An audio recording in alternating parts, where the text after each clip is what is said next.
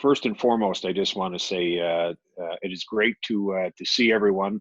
Although we are meeting via virtual means, it'd be great to. I miss certainly we're only a few weeks, unfortunately, into this new way of living in the short term. But I do miss seeing everyone in person, and certainly very proud to have this opportunity to share with you because I'm actually up in Canada. That's where I'm from. I was born and raised in Toronto, and my dad was a policeman up in Toronto for close to 30 years, and that was my hero.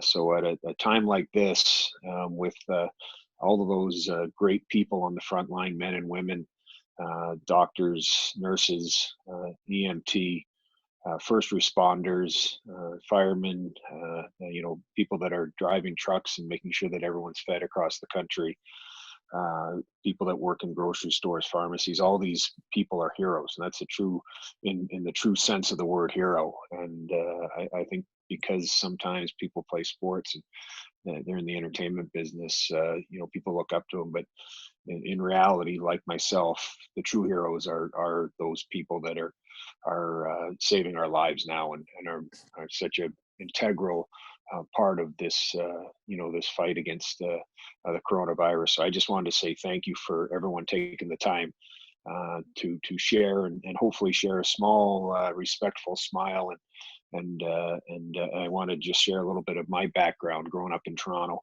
I just in Toronto actually, and then I live just outside Toronto now.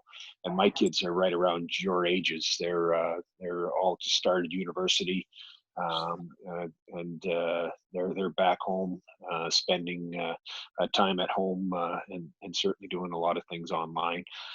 But growing up in Toronto as a young kid, I started playing hockey when I was 4, and the interesting part was that I had never skated before, and my dad was a referee in an underprivileged hockey league, and they were short on players, and they kept having to cancel games. So he went and found some used equipment, a helmet that was way too big for me at the time. I can remember because it would just spin on my head, and dressed me up and put me on the ice so they didn't have to cancel a game. The funny part was is that I couldn't skate, so I stood in one spot the entire game, and that it was like that, I guess, for the first 2 years of my playing career as a kid.